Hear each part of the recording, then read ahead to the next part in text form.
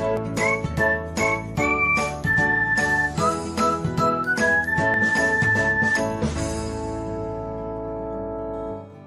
everyone, welcome back to another episode of Technologyglance.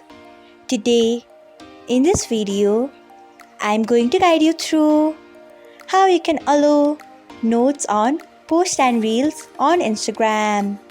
So, let's get started. Firstly, open Instagram app in your device. Then tap on profile icon. Next, tap on three lines icon. After that, tap on settings and privacy. Then scroll until you find sharing and remixes. Next, tap on it.